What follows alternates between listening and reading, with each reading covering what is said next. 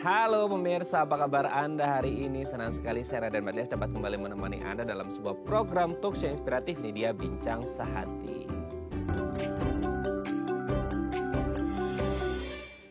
Ya, pemirsa, kalau kita ngomongin seputar rongga mulut gitu ya, di dalamnya ada lidah, ada gigi, ada gusi, dan lain sebagainya. Nah, salah satu mungkin yang sering dialami oleh banyak orang dan akhirnya banyak yang melakukan tindakan-tindakan tertentu gitu ya, secara medis untuk kemudian merapikan gigi. Nah, ini dia. Jadi kadang-kala kita sering menemukan atau mungkin kita sendiri yang posisi giginya itu agak kurang rapih seperti itu ya. Mungkin ada yang sini lah, ada yang ke depan, ada yang ke belakang, ada yang panjang, ada yang pendek dan lain sebagainya. Nah, salah satu mungkin yang jadi solusi yang sudah ya common lah ya, udah umum adalah dengan memakai behel atau kawat gigi. Tapi permasalahannya adalah saat ini kan banyak banget ya, maksudnya dalam artian ada klinik-klinik, praktek-praktek dokter plus yang non medis gitu ya, menyediakan katanya jasa pemasangan behel atau kawat gigi ini.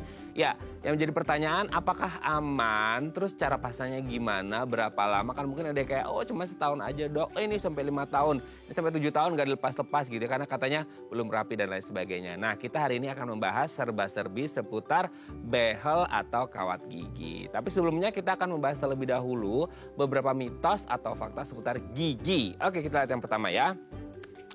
Gigi gingsul adalah kelainan. Jadi kalau selama ini mungkin saya tuh pernah baca ya, ada satu, nggak ngerti ini survei beneran survei atau gara-gara konten di media sosial. Standar kecantikan seorang wanita di tiap negara itu berbeda gitu ya. Nah, salah satu negara itu ada yang pakai standarnya parameter wanita cantik adalah wanita yang punya gigi gingsul. Nah, untuk sebagian orang mendefinisikan salah satu definisi cantik pada wanita adalah ketika si wanita ini punya gigi gingsul. Ya, either sama si wanita atau pria ya. Maksudnya they will look good ketika mereka punya gigi gingsul seperti itu. Tapi selain kita ngomong masalah estetik atau kosmetik gitu ya, ternyata ada juga beranggapan bahwa gigi gingsul ini adalah kelainan. Bayangin, jadi kalau ada rata gitu ya, terus kemudian kan ada gigi gingsul, Anda tahu lah ya pasti posisi gigi gingsul itu di mana. Jadi dia agak ke depan sedikit. Pokoknya intinya dia tidak sama rata gitu ya dengan gigi-gigi yang lainnya. Jadi makanya disebut dengan gingsul. Jadi agak nonjol, agak muncul sedikit dibandingkan gigi-gigi yang lain. Nah, pertanyaannya gini, apakah gigi gingsul ini adalah sesuatu yang membahayakan sehingga bisa jadi definisinya adalah kelainan, atau ya sebenarnya nggak ada masalah sih dengan gigi gingsul selama tidak menimbulkan gejala apapun. Maksudnya nggak sakit, nggak bikin nyeri dan lain sebagainya. Nah, akan jadi masalah mungkin ketika gigi gingsulnya jadi kayak rasanya kok nyeri banget ya dok ya dan lain sebagainya. Nah, kita harus tahu nih sebenarnya gigi gingsul ini adalah kelainan atau sebenarnya ya kalau nggak ada masalah berarti nggak ada masalah gitu ya. Dan itu berarti kecantikan gitu ya. Oke, nanti akan kita bahas ya. Kita lanjut yang kedua pemirsa. Terlalu sering sikat gigi bisa berbahaya. Tidak sering sikat gigi juga berbahaya gitu ya. Jadi kita harus in between lah ya, balance gitu ya. Kalau kita ngomongin sehari harus sikat gigi berapa kali sih? Standarnya mungkin kalau kita ngomong 2 kali gitu ya. Tapi mungkin ada yang kayak gimana ya dok ya, aku siang ini lunch sama klien, terus harus dihadapkan dengan makanan-makanan yang smellsnya itu tajam banget gitu ya. Sehingga kayak tertinggal di mulut jadi agak nggak nyaman gitu ya. Atau mungkin sehari-hari kalau habis makan siang itu kayaknya nggak nyaman dok kalau nggak langsung sikat gigi. Nanti sore misal snacking time apalagi terus sikat gigi lagi. Malam sampai rumah makan dan lain sebagainya sikat gigi. Malam mau tidur lagi karena habis ngemil segala macam sikat gigi lagi. So itu bisa jadi 5 kali sehari gitu. Nah, pertanyaannya gini, ya nggak apa-apa kan dok, kan namanya juga biar gigi bersih, biar nggak ada sisa-sisa makanan jadi plak dan lain sebagainya sehingga menyebabkan karang gigi. Nah, sebenarnya ada nggak sih standarnya bahwa sehari itu kita ya at least idealnya itu berapa kali gitu ya. Kalau selama ini kita kenalnya mungkin kayak 2 kali aja deh gitu ya, pagi gitu ya, atau nanti satunya lagi pas malam sebelum tidur. Tapi mungkin ada case by case orang-orang yang kayak nggak nyaman gitu ya kalau nggak habis makan langsung sikat gigi dan lain sebagainya. Nah, sebenarnya kalau kita ngomongin bahaya atau enggaknya, bahaya nggak sih? Kan sering kita mungkin baca di internet gitu ya. Oh, jangan terlalu sering sikat gigi karena bisa mengikis lapisan email gigi atau enamel gigi. Sementara di satu sisi kita pernah baca mungkin ya, lapisan terkuat itu ada di enamel di tubuh kita, itu ada di enamel atau email gigi. Nah, nanti akan kita bahas sebenarnya ada nggak sih dampak ketika kita terlalu sering sikat gigi, atau tergantung juga nih, tergantung apa? Pasta giginya mengandung kandungan apa, dan sikat giginya, bulunya seperti apa, nanti akan kita bahas ya. Oke, kita lanjut yang ketiga pemirsa.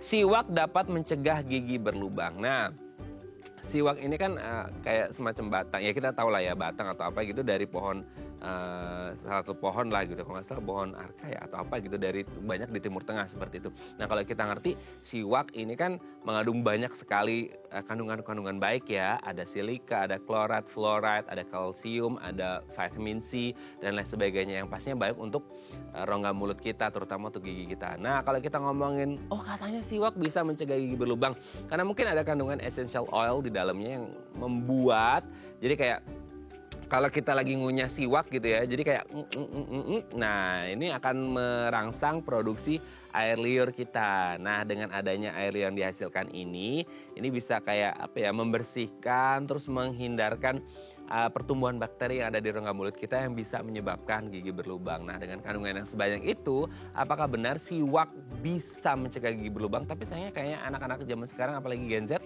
kayaknya udah nggak kenal siwak kali ya, gitu ya. Sehingga kayak ya yang pakai siwak itu kayaknya bisa dihitung dengan jari deh dok. Nanti akan kita bahas ya efek dari siwak ini seperti apa. Oke, kita lanjut yang keempat pemirsa. Gigi bungsu tumbuh menjelang usia dewasa. Ini sering banget ya, bahkan sering diangkat tema seputar gigi bungsu.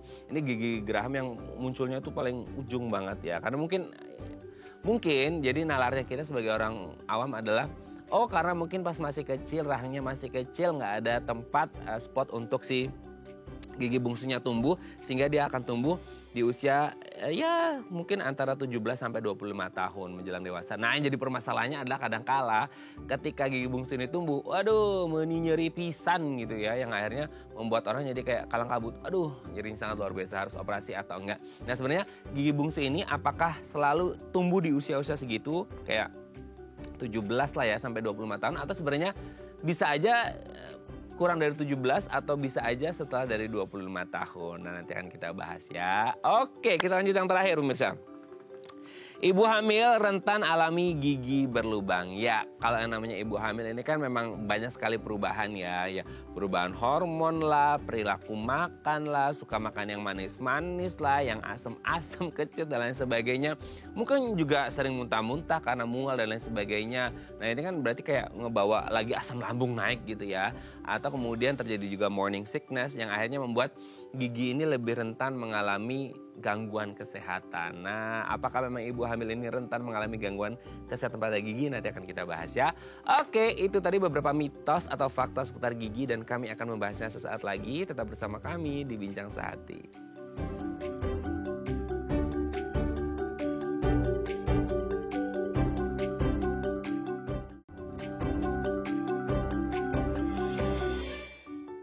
Baik, Anda masih bersama kami di Bincang Sehati. Tadi di segmen sebelumnya kita sudah membahas ya, ada beberapa mitos atau fakta seputar gigi. Nah, untuk mengonfirmasinya ini benar fakta atau mitos belaka alias isapan jempol belaka, telah hadir bersama kami di studio Bincang Sehati. Ada Dr. Gigi Munarsetio Adi dari Rumah Sakit Permata Depok. Selamat pagi Dr. Tio, apa kabar? Pagi Mas Raden. Baik Mas Raden. Sehat ya? Sehat.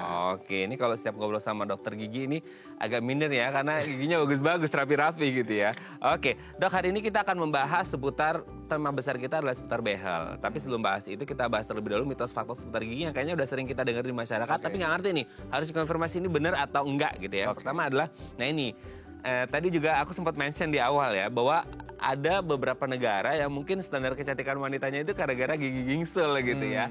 Karena mungkin di Indonesia juga ada yang, ya mungkin selera cowok kan beda-beda ya. Ada yang menganggap kayak, oh ini kayak gigi gingsul ini cantik deh gitu ya. Ada yang bilang manis ya. Manis gitu kan ya. Karena ada senyumnya itu berbeda gitu ya. Nah, sebenarnya kalau dilihat dari gigi gingsul itu sendiri, secara estetik, secara kosmetik, itu sebenarnya sesuatu yang indah atau sesuatu yang harus diwaspadai karena itu jadi kelainan gitu dok? Oke, jadi kalau dari segi kedokteran gigi sendiri, untuk gigi gingsul itu kan sebenarnya posisi yang tidak ideal. Kenapa? Karena pada dasarnya gigi yang sehat itu ada lengkungnya, jadi bentuknya tuh seperti huruf U gitu ya. Jadi semua garis giginya itu membentuk huruf U. Makanya kita sebut garis lengkung gigi. Nah, biasanya beberapa kondisi di orang-orang banyak yang posisi giginya keluar dari lengkung gigi. Itu yang akhirnya kita sebut crowding atau gigi berjejal. Nah, orang banyak juga yang bilang kalau gingsul. Nah, jadi itu kita bisa bilang semacam kelainan, tapi karena posisi giginya keluar dari garis lengkung giginya gitu. Oke. Karena kebetulan kita berdua nggak ada gingsul gitu ya. Betul. Sebenarnya orang-orang yang mengalami gingsul itu, yang punya gigi gingsul kok mengalami gingsul. Iya, itu dia ada rasa mungkin ya dok ya, agak nggak nyaman atau sakit atau gimana sih dok? Atau kayak biasa aja kayak gigi kita gitu? Oke, jadi sebenarnya kalau di masalah pertumbuhannya itu nggak ada masalah. Jadi gingsul itu biasanya ada 2 faktor penyebab utamanya nih yang sering ya, walaupun sebenarnya faktornya mungkin ada banyak. Tapi yang paling sering itu pertama kekurangan ruang. Jadi biasanya kombinasi antara ukuran rahang dengan ukuran giginya tuh nggak balance. Jadi ada genetik yang akhirnya rahang dia kecil, tapi genetik lainnya giginya tuh ukurannya besar-besar. Nah jadi karena kan gigi tumbuh nggak barengan ya, jadi pergantiannya tuh bertahap. Betul. Nah nanti akhirnya di pergantian akhir-akhir nih 1 atau 2 gigi terakhir itu space-nya kurang. Nah pada saat space-nya kurang kan gigi tetap harus bertumbuh nih. Nah akhirnya dia mencari jalan keluar yang lain sehingga akhirnya pas dia tumbuh nih ternyata keluar dari jalurnya. Jadi udah keluar dari lengkungnya sehingga gingsul tadi. Nah faktor yang kedua biasanya tuh pada saat pergantian giginya dari gigi susu ke gigi dewasa, orang tua suka telat untuk mengetahui kalau ternyata gigi dewasanya udah tumbuh, tapi gigi susunya tuh nggak dieliminasi atau nggak dicabut. Nah itu juga harus dicabut ya? Iya. Kalau emang belum tanggal sendiri ya? Betul. Oh. Jadi kalau di kedokteran gigi itu ada yang kita sebut usia dentalis atau umur gigi. Jadi umur itu ada umur biologis gitu ya, umur yang dirayakan gitu biasanya. Ada umur dentalis. Jadi kita bisa kurang lebih mengetahui usia orang dari giginya. Tapi untuk di tumbuh kembang ya, kalau dewasa kan sama semua ya. Tapi di usia anak-anak nih, misalnya ada korban terus tidak bisa teridentifikasi. Kalau dia masih anak-anak dan di usia pertumbuhan giginya, kita bisa tahu nih kurang lebih usianya berapa. Dari komposisi gigi dia lagi gigi apa aja yang ada di dalam rongga mulutnya. Oh, makanya itu guna banget di ilmu forensik ya? Betul, bisa dipakai untuk mengidentifikasi. Nah, jadi gigi susu yang tidak dicabut di usianya itu yang akhirnya seperti tadi gigi juga harus tumbuh nih, tapi kok spot saya diambil gigi susu nggak ganti-ganti gitu. Oh dia di situ terus. Nah, akhirnya dia mencari jalan keluar baru sehingga posisinya nggak align lagi sama lengkung giginya gitu. Oke, jadi ya case by case ya, karena memang kondisinya seperti itu yang menyebabkan akhirnya orang mengalami gigi gingsul gitu ya. Oke dah, kita lanjut yang kedua ya. Nah ini dia, kan ada orang yang kayak, ya memang dunia itu selalu balance ya antara orang yang malas sikat gigi sama orang yang keseringan sikat gigi gitu ya. Kan ada ya dok ya, maksudnya Banyak. pastilah ada orang kayak, dok aku habis makan ini nggak enak rasanya kalau nggak langsung sikat gigi dan lain sebagainya gitu. Bahkan orang bisa kayak bisa 3, 4, 5 kali sehari gitu ya. Nah ada bahaya nggak sih ketika kita ngomongin, oh sebanyak itu sehari sikat gigi, tapi kan bagus dok buat bersihin biar nggak jadi plak, biar nggak jadi karang gigi, gimana? Karena makin banyak makin bersih gitu ya Mas ya. Jadi sebenarnya tetap terlalu kurang itu jelek, berlebihan pun jelek. Kenapa jelek? Karena menyikat itu kan kita memberikan gaya gesek. Jadi gusi dan gigi kita itu kita gesek menggunakan sikat. Itu tuh pasti ada dampaknya. Pasti ada pengikisan lah kurang lebih. Tapi mungkin kecil gitu ya. Tapi kan seperti kata Mas Raden, kalau sikat giginya sering itu kan dilakukan tiap hari. Jadi kalau misalnya usianya 50 tahun, dia 50 tahun begitu terus gitu. Jadi gaya gesek yang kecil sekali tadi bisa terakumulasi gitu. Jadi kalau berlebihan itu kenapa jadi jelek gitu. Nah itu jeleknya itu karena gaya geseknya nanti pun berlebih. Nah dampak gesekan itu di gigi mungkin lebih tahan. Karena tadi Mas Raden juga info kalau gigi itu punya bagian yang sangat keras. Tapi gusi Mas Raden, biasanya gusinya yang terdampak. Oh iya betul. Nah gusinya tuh dampaknya apa? Biasanya gusi itu cepat memendek Mas Raden. Oh bisa ya? Bisa. Jadi kadang Mas Raden kalau perhatikan orang yang usianya lebih lanjut, itu giginya terlihat lebih panjang. Nah itu kenapa? Karena dia punya gusi dan tulang giginya itu sudah memendek. Nah, terkikis. Nah, sebenarnya secara fisiologis itu juga berkurang secara umur. Tapi bisa juga dengan patologis atau faktor dari luar. Bisa karena karang gigi dan kuman, bisa juga gosok gigi berlebih dengan gesekan berlebih tadi. Itu. Makanya berlebihan pun tidak baik sebenarnya. Jadi yang cukup aja, karena pada dasarnya sikat gigi itu fungsi utamanya hanya menjaga kebersihan rongga mulut. Gitu. Jadi bukan berdasarkan psikologi ya Mas, biasanya banyak yang secara psikologi, aduh saya ngerasa nggak pede nih kalau belum sikat gigi. Nah itu kalau bisa jangan. Ya, oke ya. Jadi jangan kebanyakan. Ibarat kata kalau lagu itu yang sedang-sedang saja ya. Ya betul. Oke, kita lanjut yang ketiga. Siwak nih Dok. Ini kayaknya anak-anak zaman sekarang udah nggak kenal siwak kayaknya. Atau mungkin ada beberapa gitu ya. Tapi siwak ini katanya bisa mencegah gigi berlubang, betul nggak sih? Oke. Nah biasanya kan siwak juga digunakannya untuk menyikat ya. Jadi selama fungsi dasarnya untuk menyikat gigi dan fungsi dari menyikat itu untuk mengurangi kotoran yang ada di mulut, pasti bisa untuk menjaga kesehatan rongga mulut. Nah permasalahannya balik lagi, dia sikat gigi juga, tapi habis itu dia bawa siwak kemana-mana. Terus dia akan sikat gigi berapa kali sehari. Nah kalau dia habis itu banyak banget menyikatnya, dia sikat gigi iya, pakai siwak juga iya. Nah itu juga bisa melukai, juga ada dampaknya juga. Jadi kalau memang di saat itu dia tidak punya sikat gigi dan punyanya siwak, mungkin boleh digantikan. Tapi pada dasarnya itu kan inovasi ya. Mungkin dulu waktu sikat gigi belum ada, batang siwak itu berguna gitu, tapi kan sekarang juga sudah banyak inovasi. Jadi sebenarnya kalau bisa membersihkan bisa, dan menjaga kesehatan gigi juga bisa. Oke ya, bisa untuk menjaga kebersihan gigi ataupun rongga mulut gitu ya. Oke Dok, kita lanjut yang keempat. Gigi bungsu itu tumbuh menjelang usia dewasa, antara kayak mungkin usia 17 sampai 25, atau itu standarnya, atau bisa jadi beda-beda nggak sih Dok setiap orang? Oke, nah untuk gigi bungsu nih masuk juga ke usia dentalis yang tadi kita sempat singgung nih. Jadi gigi geraham itu kan yang kita lihat kalau nanti pergantian dari gigi susu ke gigi dewasa itu nanti cuma 2. Ada yang kita sebut geraham 1 sama geraham 2. Tapi nanti kalau di usia 12-13 tahun nih atau 14-15 tahun kita foto ronsen, nanti tuh di dalam tulangnya ada 1 benih gigi geraham lagi di belakangnya. Nah itu yang kita sebut biasa gigi bungsu atau geraham ketiga. Nah dia itu justru memang pertumbuhannya belakangan dan keluarnya pun belakangan. Jadi nanti dia itu baru tumbuh di usia produktif, range-nya biasanya di 18 sampai 30 tahun.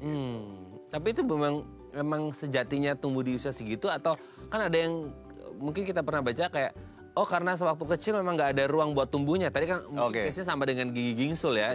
Kalau gigi gingsul tapi dia tetap numbuh. Kalau ini kayak nunggu ada slot dulu kosong gitu, atau gimana sih? Nah kalau dia memang secara fisiologisnya memang terbentuknya paling akhir, dan paling akhirnya tuh cukup lama, jadi ada jedanya. Nah nanti karena terbentuknya juga lebih lama, dia keluar akan juga lebih belakangan gitu. Jadi memang secara fisiologis dan alaminya seperti itu Mas. Gitu.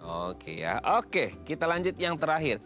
Ibu hamil rentan mengalami gigi berlubang ya, karena mungkin perubahan hormon, atau orang mungkin kan sering mual-mual, muntah-muntah, jadi kayak mungkin asam lambungnya naik apa segala macam, sehingga bisa membahayakan gigi. Betul nggak sih Dok? Oke, kalau data secara spesifiknya saya belum pernah pegang, jadi mungkin masih bisa saya bilang mitos ya. Selama ibu hamilnya bisa menjaga kebersihan rongga mulutnya dengan baik, jarang sekali sih case-case terjadi terus dia signifikan jadi berlubang gitu, jarang. Tapi justru biasanya yang terjadi di kondisi hamil itu gusinya gampang radang.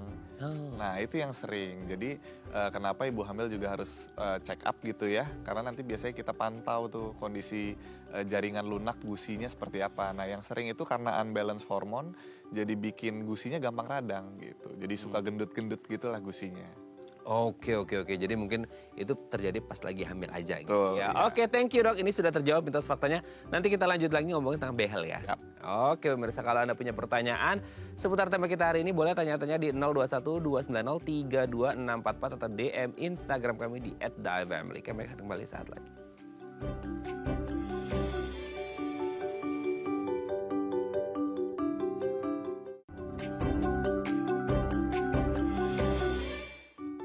Baik, karena masih bersama kami di Bincang Sehati, kita masih membahas tema kita hari ini seputar behel atau kawat gigi. Nah, kalau Anda punya permasalahan seputar gigi yang kurang rapi dan lain sebagainya, memang ya ada masalah. Mungkin sebagian orang kayak, aduh kesulitan buat bicara, ngunyah dan lain sebagainya. Atau secara estetik kosmetik juga kayak kurang percaya diri gitu ya. Makanya dilakukanlah pemasangan behel atau kawat gigi. Tapi banyak yang akhirnya kayak, Dok ini udah belum ya, udah berapa tahun nih pakai dan lain sebagainya, bahaya nggak sih? Terus pemilihan jenis kawatnya juga kan ada yang ini dan itu dan lain sebagainya. Nah kalau Anda punya pertanyaan seputar ini, boleh tanya-tanya di 0212903244 atau DM Instagram kami di @theifamily. Kita masih bersama dengan Dr. Munar Setio, Adi, dokter gigi dari Rumah Sakit Permata Depok. Oke dok, kita ngomongin dulu.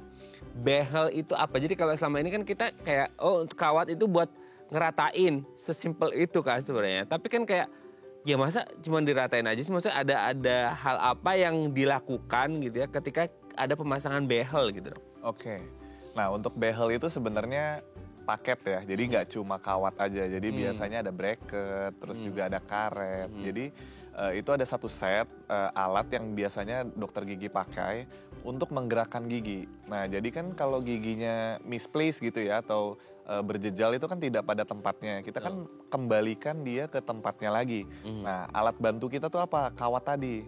Nah jadi biasanya setelah dipasang di dalam mulut pasien, di gigi pasien gitu ya. Nah kawatnya itu bisa kita aktivasi namanya. Nah aktivasi itu kita kasih gaya dorong. Nah nanti tergantung giginya tuh mundur atau maju. Kalau giginya maju, kita kan harus mundurin. Nah nanti kita kasih gaya tarik. Tapi ada dok yang satu maju satu mundur gitu? Banyak. Jadi makanya penggunaan kawat gigi ini sebenarnya nggak spesifik hanya gingsul gitu. Tapi misalnya nih ada case yang ekstrim itu giginya salah lokasi. Jadi dia bisa tumbuh itu di gusi, di bagian gusi atas. Nah itu bisa ditarik dari atas ke bawah pakai behel gitu. Jadi di case-case yang ekstrim pun behel juga bisa dipakai. Jadi behel itu memang fungsinya menggerakkan gigi. Nah jadi kalau memang masalah utamanya giginya tidak di posisi ideal dan pasien merasa nggak nyaman atau kurang pede, nah kalau mau dikembalikan ke tempat yang ideal supaya cantik, ya itu pakai behel tadi. Gitu.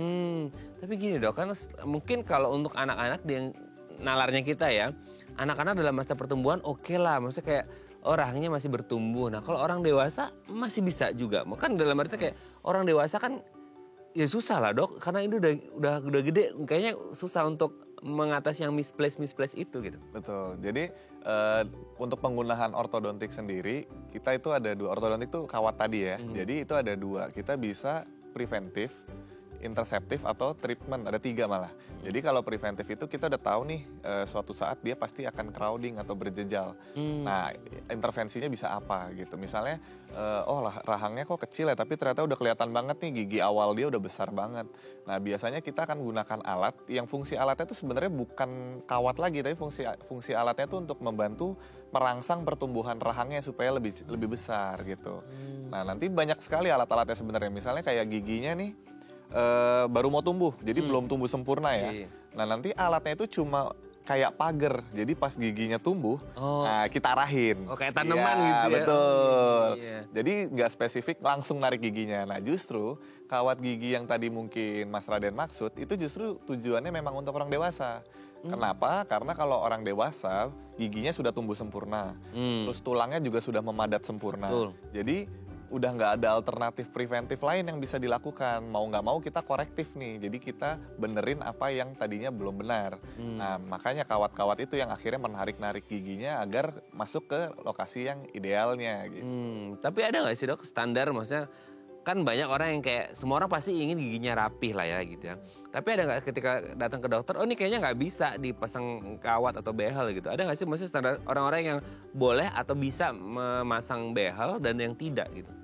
Pasti ada. Jadi indikasinya ya bisa dibilang kalau indikasi dan kontraindikasinya tuh sebenarnya ada. Tapi yang penting adalah satu, kondisi rongga mulutnya itu bersih.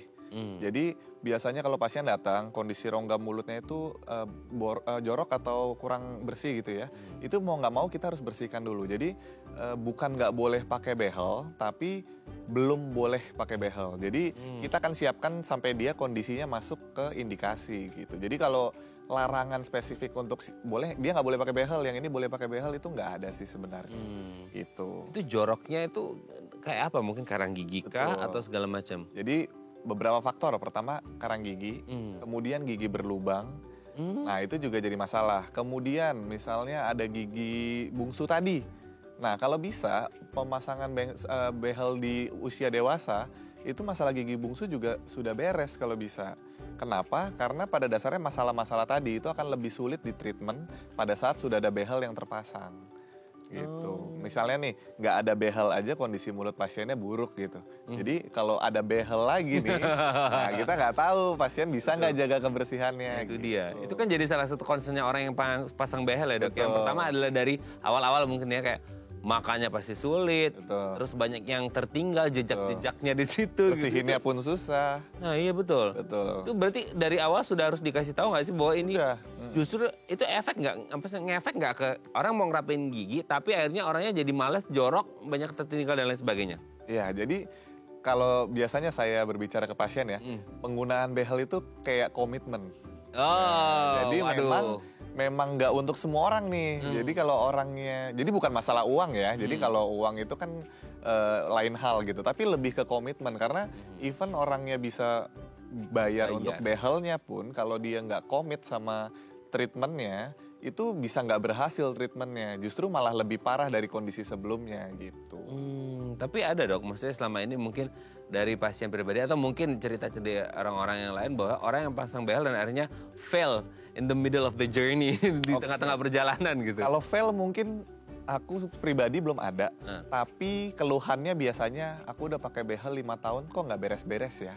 Nah biasanya itu keluhan yang sering. Jadi pada dasarnya dokter ortodontis nih, apalagi kalau sudah spesialis ya, itu pasti dalam menggunakan behel dia udah siapkan rencananya atau treatment plan-nya biasa kita sebut. Jadi sudah terukur kurang lebih dia akan memakai itu berapa lama. Nanti di treatment plan itu juga ada detailnya. Nanti di waktu sekian sampai sekian tuh kita mau ngapain. Gigi mana yang jadi sasaran. Nih mau dimajuin dulu, dimundurin dulu gitu. Nah itu udah disiapkan. Nah kalau di tempat-tempat yang mungkin kurang kredibel, saya kurang tahu. Nah tapi itu benar. Jadi mau nggak mau biasanya keluhan tuh yang kayak gitu-gitu yang sering. Jadi saya udah 7 tahun nih kok pakai behel lama banget 7 tahun udah kayak nyicil mobil gitu ya. Jadi nggak selesai-selesai. Nah itu biasanya ada masalah di treatment plan-nya gitu. Berarti benar-benar dari awal itu sudah ada bahasanya master plan-nya buat beberapa tahun ke depan gitu ya. Supaya nggak cuma pasang terus tarik, dorong nggak gitu. Selesai nanti. Oke, nanti kita lanjut lagi ya dok ya di segmen selanjutnya. Oke pemirsa, kalau Anda masih punya pertanyaan boleh tanya-tanya di 0212903264 atau DM Instagram kami di @theifamily. Kami akan kembali saat lagi.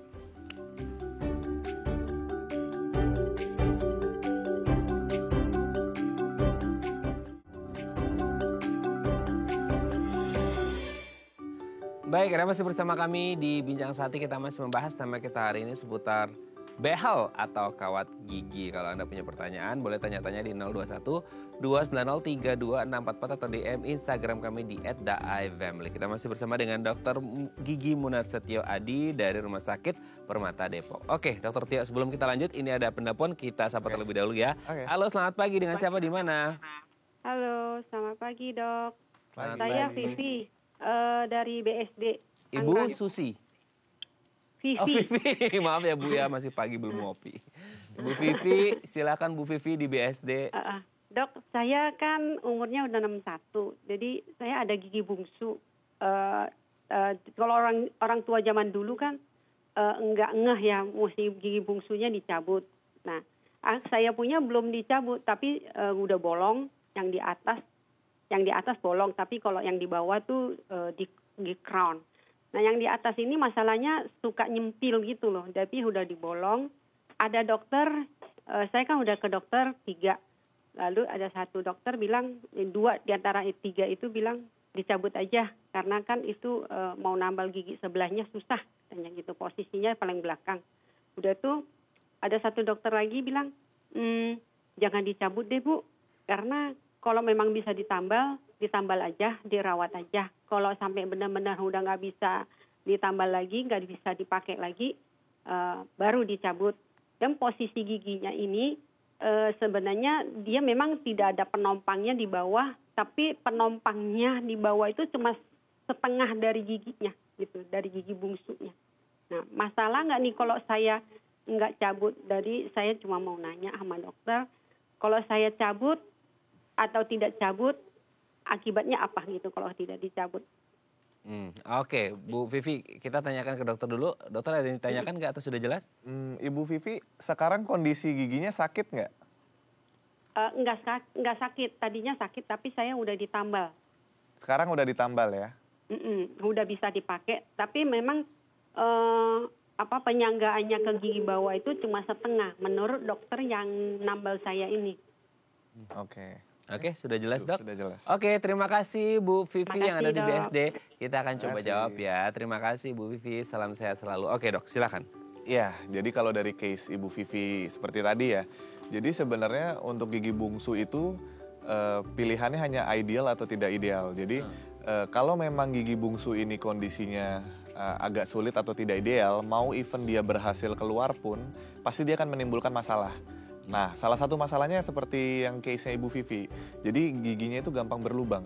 Kenapa? Karena tidak ideal untuk pembersihan rongga mulutnya. Jadi Ibu Vivi sangat banget. Iya, betul. Belum nanti ternyata angulasi atau sudut giginya justru mengarah ke belakang. Nah, makin susah lagi. Makin susah lagi, betul. Jadi tadi juga sudah sempat konsul beberapa dokter ya, ada yang menyarankan untuk dicabut. Jadi kalau opini saya pribadi, ini kan saya juga tidak melihat kondisi fisik giginya seperti apa, tapi biasanya kalau kondisi giginya sudah tidak ideal dan sulit dibersihkan, saya akan suggest atau beri opsi ke pasien itu untuk dicabut. Kenapa? Karena walaupun berhasil ditambal, itu tidak akan bertahan lama dan tidak menyelesaikan masalah sulit membersihkannya tadi. Nah, dan di manusia sendiri sekarang hanya dengan 2 geraham aja sudah sangat cukup untuk kebutuhan sehari-hari gitu. Jadi biasanya kalau ada pasien dan datang keluhan gigi bungsu, begitu saya cek, oke, ini nggak ideal. Biasanya walaupun masih bisa ditambal pun mau nggak mau saya kasih opsi nih. Biar nggak berulang kejadiannya, better dicabut. Karena kalau dicabut masalahnya langsung selesai. Tapi kalau ditambal, ibu masih punya opsi tambelannya akan rusak dan giginya berlubang lagi gitu. Tapi kalau melihat tadi apa yang disampaikan oleh Bu Vivi, kira-kira baiknya apa, Dok? Karena dia Bu Vivi ini udah dokter shopping ya. Iya, udah ketiga dokter nih gitu ya. Nah, ada split decision nih ya antara dua satu nih gitu.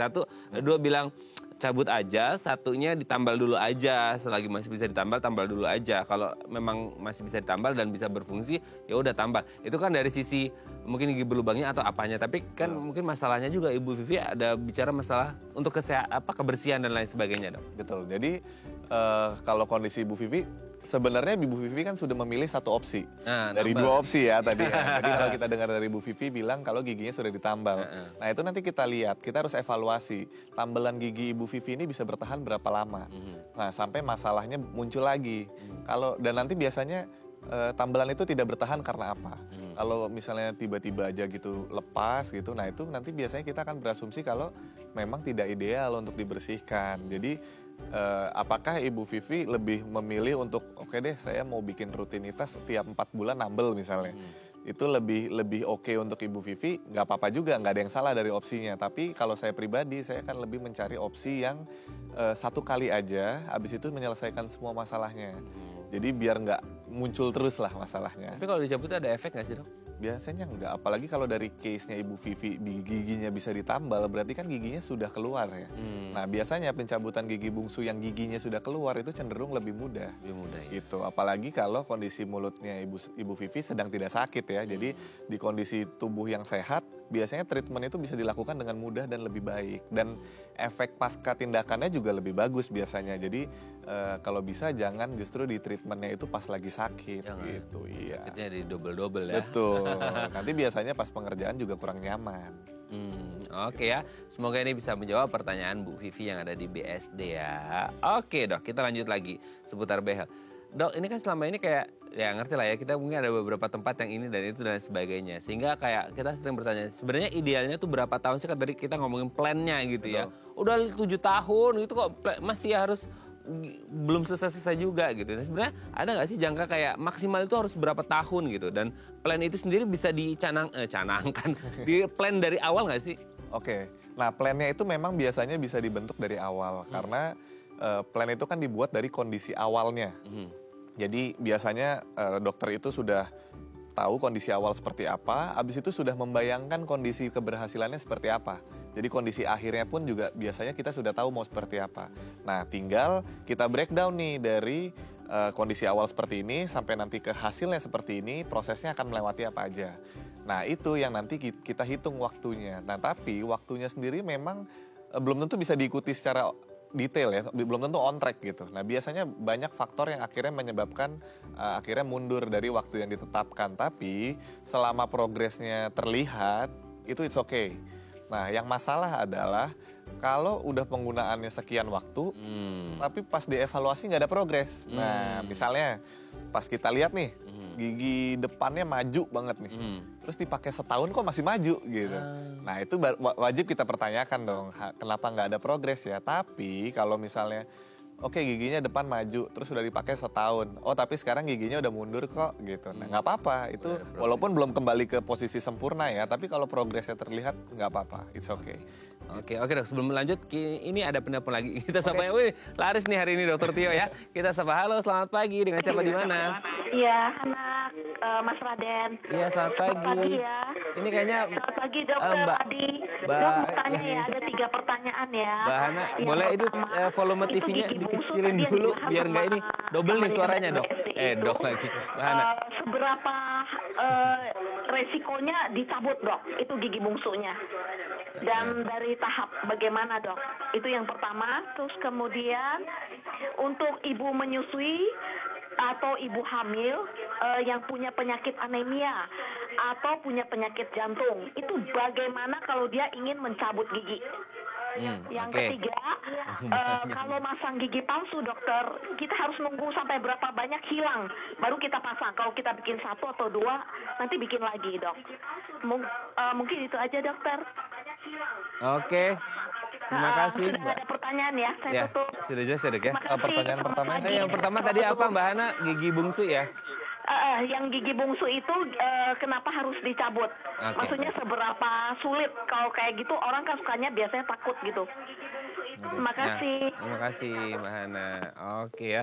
Semoga kita nggak lupa ya tadi ya. Karena suaranya double-double ya. Mbak Hana tadi volume TV-nya belum dikecilin. Yang pertama gigi bungsu kenapa harus dicabut gitu? Ya. Oke, kita berarti satu-satu ya. Jadi kalau gigi bungsunya tuh kenapa harus dicabut? Jadi gigi itu kan pada dasarnya kalau dia udah dibentuk nih, udah jadi, itu dia pasti harus keluar atau bergerak. Nah, jadi beberapa gigi bungsu tuh arah atau sudutnya tuh tidur atau miring. Nah, berarti kan kalau dari sudutnya aja udah nggak lurus, pasti bergeraknya juga ngikutin sudutnya dong. Jadi misalnya dia tidur ya dia bergeraknya tidur gitu. Kalau dia miring dia bergeraknya miring. Nah, gigi itu kan berbaris. Jadi kalau misalnya gigi yang paling bungsu itu sudutnya menghadap gigi di sebelahnya, itu dia akan lurus berjalan, akhirnya menabrak gigi sebelahnya. Nah, gigi itu kalau ditabrak giginya, gigi yang ditabrak pun ikutan rusak. Jadinya yang tadinya kalau dicabut gigi bungsunya cuma hilang 1, tapi kalau dia udah kejadian tabrakan, yang diambil harus 2. Jadinya malah buy one get one gitu ya. Jadi yang dicabut dua-duanya. Nah, tapi yang terus kenapa kalau tabrakan dan kenapa harus dicabut? Karena gigi yang ditabrak pasti akan kalah kuat. Kenapa? Karena yang ditabrak adalah sisi yang lemahnya. Karena sisi yang kuatnya itu kan ada di luar. Nah, jadi bagian yang di bawah tulang, itu gigi itu nggak sekuat yang ada di atas tulangnya. Nah, kalau ditabrak sama gigi yang bungsu tadi, pasti jatuhnya kayak gigi berlubang juga. Nanti ngilu, pasiennya akan terganggu gitu. Jadi pada saat pasien terganggu, terus kita lihat nih, oh gigi bungsunya nabrak gigi depannya. Nah, itu harus diambil dua-duanya. Kalau enggak, keluhannya akan muncul. Akan ada terus. Nah, itu kenapa gigi bungsu itu harus diambil. Nah, yang kedua, tapi ini case-nya agak jarang. Jadi ada yang namanya kista radikular atau kista periapikal. Nah, kista periapikal itu biasanya juga kista dentigerous. Nah, itu kista dari gigi bungsu. Nah, jadi kalau ada gigi bungsu yang nggak diambil-ambil nih, terus kondisinya dia diem terus, nah itu bisa suatu saat dia nanti bisa menjadi kista. Nah, itu tapi biasanya case-nya sedikit gitu. Nah, jadi biasanya disarankan kalau memang ada gigi bungsu, itu kalau memang dia tidak bisa tumbuh sempurna, lebih baik diambil. Nah, tapi untuk kita tahu nih kapan diambilnya, biasanya kita tunggu keluhan pasien. Gitu. Oke ya, kita lanjut lagi pertanyaan yang kedua tadi kalau nggak salah itu ibu hamil ya kalau nggak salah. Iya, kalau nggak salah tuh orang punya penyakit lah, jantung, ibu hamil. Jadi biasanya Kalau untuk pencabutan itu kan tindakan yang invasif atau menyebabkan perlukaan atau perdarahan. Jadi biasanya kalau ada orang-orang komorbid atau orang ibu sedang hamil, biasanya kita akan tunda tindakannya. Kalau ibu hamil biasanya kita akan tunggu sampai anak ibunya melahirkan. Tapi kalau komorbid biasanya kalau memang komorbidnya berat, itu biasanya kita akan kerjasama dengan dokter spesialis penyakit dalam atau dokter spesialis jantungnya. Jadi biasanya kita akan rujuk dulu. Kita akan info ke dokternya kalau kita akan melakukan tindakan pencabutan. Jadi kita minta tolong teman sejawat untuk menyiapkan kondisi pasiennya supaya bisa dilakukan tindakan pencabutan. Nanti biasanya dokter spesialis dari pasiennya akan memberikan clearance kalau kondisi pasien sudah boleh dilakukan tindakan pencabutan. Nah itu yang jadi acuan kita kalau pasien sudah boleh dicabut. Gitu biasanya. Oke, tadi pertanyaan terakhir apa ya dok? Lupa saya jadinya. Oke, nanti mungkin Mbak Ana bisa DM lagi ya ke kita pertanyaannya. Tapi kita harus break terlebih dahulu ya dok ya, nanti kita lanjut lagi. Oke pemirsa, kalau Anda masih punya pertanyaan boleh di 021-290-3244 atau DM Instagram kami di @daifamily. Kami akan kembali saat lagi.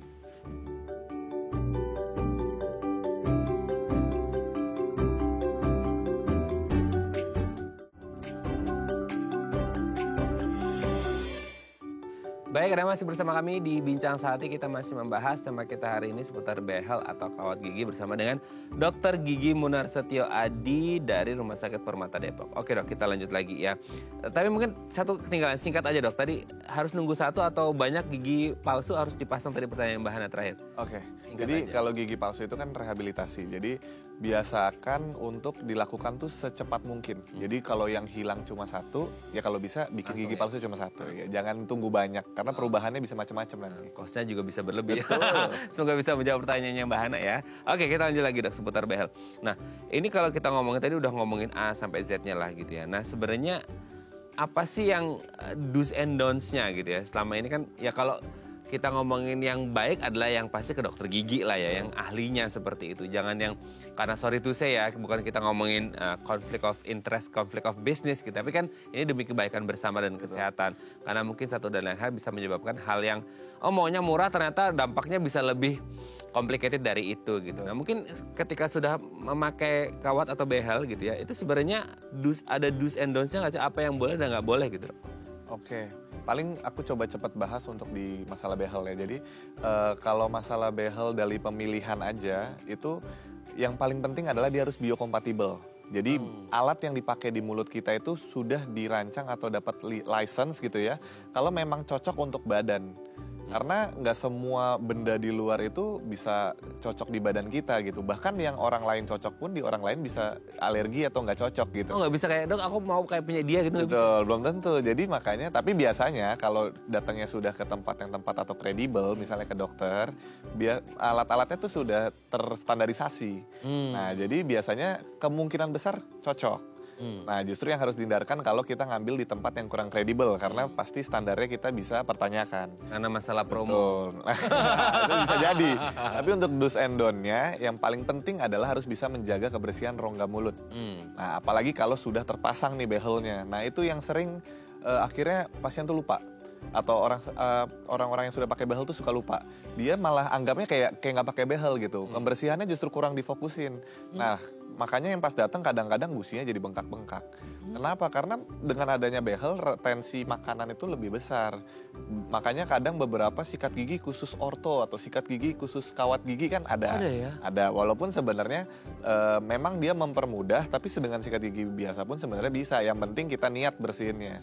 Gitu. Nah kemudian kontrol itu penting banget. Iya. Jadi kadang pasien suka komplain, dok saya kok 2 tahun nggak kelar-kelar nih. Tapi kontrolnya berapa lama sekali? 6 bulan sekali. Iya dong, susah dong. Karena idealnya biasanya nanti tergantung case-nya si dokter itu treatment plan-nya gimana. Nah misalnya saya tuh mau mundurin gigi ini, aktivasinya cuma 2 minggu. Setiap 2 minggu saya akan aktivasi. Nah berarti tiap 2 minggu dia harus datang. Karena setiap dia datang, kawat giginya diaktifasi. Tapi kalau waktu itu dok, aktivasi itu maksudnya di-set ulang. Diaktifin, iya betul. Jadi nanti kayak ada semacam coil gitu ya, yang bisa kita puter, itu ngencengin istilahnya. Nah kayak ibaratnya kan kalau kawat itu misalnya kita dorong gini ya, terus kita lepas dia balik kan. Yes. Nah kita tuh mau pakai tenaga semacam itu untuk membantu dorong. Jadi makanya kita aktivasi.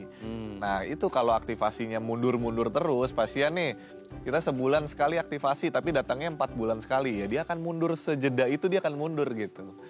Wah, lama berarti ya. Bisa jadi lama. Ya itu ya, tadi ya ngomongin di awal ya, bukan masalah uang tapi komitmennya. Betul. Gitu ya. Tapi mungkin selama ini kayak normal nggak sih ketika di awal-awal itu orang kayak, aduh dok makan sakit, bibir kok kayak agak monyong gitu, itu gimana dok? Betul, itu wajar dan sangat normal. Kenapa? Karena tadinya di mulut kita nggak ada apa-apa, terus kemudian kita memasang sesuatu ya, apalagi kawat gitu. Nah itu biasanya ada adaptasinya dulu. Nah kadang pasien merasa juga tebel nih bibirnya gitu ya. Itu wajar karena kita naruh suatu benda baru di dalam rongga mulut. Nanti pasti akan adaptasi sendiri. Oke. Tapi bisa merubah struktur rahang nggak sih? Even dia udah dewasa gitu, bisa nggak sih dok? Nah kawat gigi itu sebenarnya bekerjanya untuk mengembalikan fungsi di gigi. Jadi pasien juga harus tahu nih masalah dia. Misalnya ini ada masalah rahang bawahnya maju banget. Dia kadang berpikir oh gigi saya nih yang bikin bibir saya jadi maju gitu. Tapi nanti bisa aja masalahnya sebenarnya ada di rahang giginya. Jadi giginya tuh normal, tapi rahang dia yang bawah lebih tumbuh, lebih panjang. Nah itu kalau mau cepet sebenarnya problem solvingnya ada di rahangnya bukan di giginya. Nah tapi kawat gigi itu spesifik berkutat di masalah gigi. Jadi diusahakan sih tepat sasaran, makanya perlu datang ke orang yang tepat, ke dokter gigi gitu. Karena kalau misalnya ke yang kurang kredibel cuma mau ngincer kawatnya aja, tapi ternyata masalahnya bukan di giginya. Nah itu kan bahaya gitu.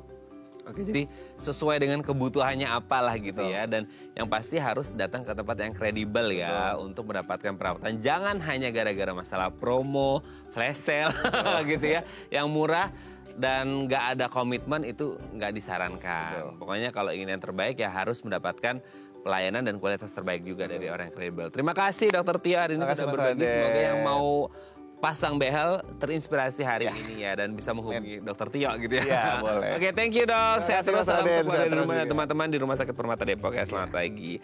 Oke, pemirsa, itu tadi perbincangan kita dengan Dr. Tio. Semoga bermanfaat ya. Saya Raden Madlia Samit. Sampai jumpa dan selamat kembali beraktivitas di hari Kamis yang indah ini. Sampai jumpa dan ingat jaga kesehatan mulut dan gigi Anda ya. Sampai jumpa.